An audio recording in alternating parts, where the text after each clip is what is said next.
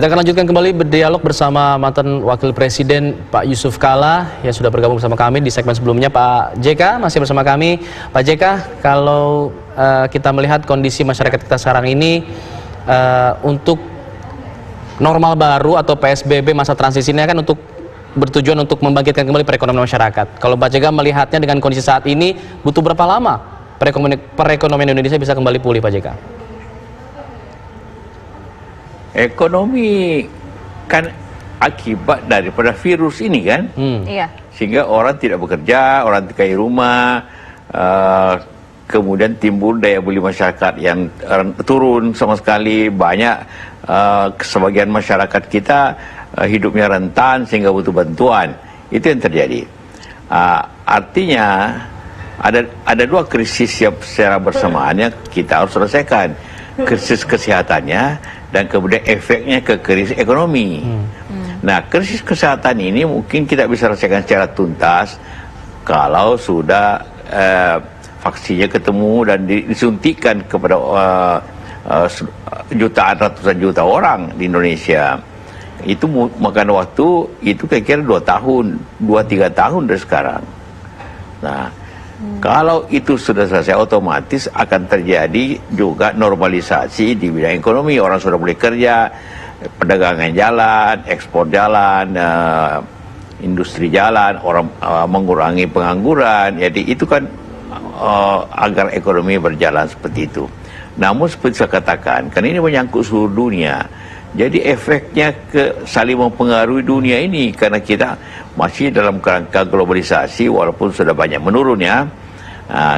Kita mengekspor tapi tentu harga komoditi sudah mulai turun sekarang ini. Banyak negara yang ekonominya juga defisit atau kontraktif, maka dia permintaannya turun sama kita. Jadi proses kalau kesehatannya kira-kira 2-3 tahun, ekonomi kita akan kembali normal seperti sebelum COVID ini mungkin butuh waktu 5 tahun. Pak JK, paling tidak ada indikator apa yang bisa membantu percepatan pertumbuhan ekonomi kita? Sekali saya katakan, ekonomi itu, krisis ekonomi disebabkan oleh virus ini. Jadi penyebabnya dulu kita selesaikan dengan serius. Penyebabnya dulu. Kalau penyebabnya sudah selesai, maka otomatis saja akibatnya itu akan sudah kurang juga. Jadi ekonomi juga akan berjalan. Jadi bisa dikerjakan bersamaan, tapi lebih dulu penyelesaian kesehatan ini. Jadi bagaimana menjaga protokol kesehatan, menghindari virus ini, kita mematikan virus ini. Masing-masing daerah berusaha keras untuk melindungi masyarakatnya, fasilitas kesehatan harus lebih baik. Itu baru kita bisa menurunkan tingkat penularan COVID ini. Maka kalau sudah tingkat ini sudah ada kepercayaan masyarakat sudah mulai bebas, sudah bekerja kembali, karena itu baru ekonomi akan kembali recovery. Baik, itu. Tadi kan ada dan efek sekarang dari ekonomi kayak krisis macet ini kan banyak sekali sekarang ini. Semuanya harus strukturisasi. Kalau strukturisasi mereka mulai pelan-pelan sehat, baru mulai lagi investasi baru. Nah, itu ada hubungannya juga, kita harus percepat corona itu agar investasi dari dalam dan dari luar cepat masuk. Karena tanpa investasi baru orang tidak bekerja dengan betul kan. Oke. Ya, bicara masalah bekerja, sekarang banyak orang yang kehilangan pekerjaannya, Pak JK. Banyak yang di PHK akibat krisis juga yang krisis kesehatan yang saat ini dialami oleh Indonesia. Apa kemudian yang bisa Pak JK sarankan kepada pemerintah, pada para pelaku usaha dan juga para karyawan yang sudah di PHK saat ini, Pak JK? Ya, kita dengan fokus menyelesaikan pertama COVID ini, mengurangi laju seperti yang terjadi di DKI sudah sedikit ada perbaikan, tapi di Jawa Timur, di Sulawesi Selatan, di Kalimantan naik lagi di sana. Ini kan saling mempengaruhi juga. Kalau terjadi serentak di Indonesia kita perbaiki, bisa menimbulkan gelombang kedua. Karena mungkin orang yang dari Jawa Timur dia ke Jakarta, kena lagi orang Jakarta. Jadi ini negara besar ya, bisa saling ini. Jadi kita harus fokus menangani ini secara bersama-sama, secara bersatu.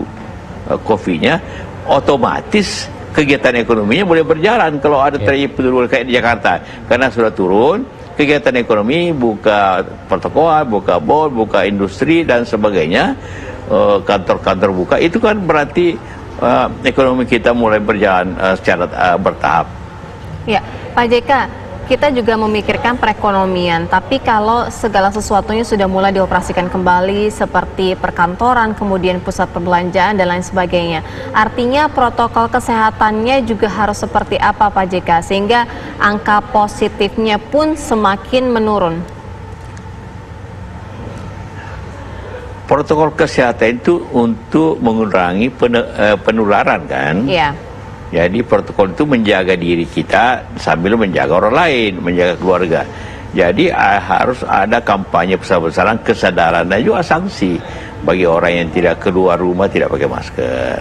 Bagi pusat-pusat perbelanjaan, rumah makan ataupun services tidak menyiapkan tempat cuci tangan. Kemudian juga tentu harus disiplin menjaga jarak supaya tidak saling terjadi penularan, karena banyak orang sakit kita tidak punya tanda-tandanya, tidak punya sindromnya. Iya. Baik, Pak JK, terima kasih sudah berbagi pandangan dengan kami di Kabar Petang. Kita harapkan ada solusi yang cepat dan segera yang bisa diambil oleh pemerintah dan hasilnya bagus. Terima kasih Pak Yusuf Kalla. Assalamualaikum warahmatullahi wabarakatuh. Ya, sama-sama, terima kasih. Yuk.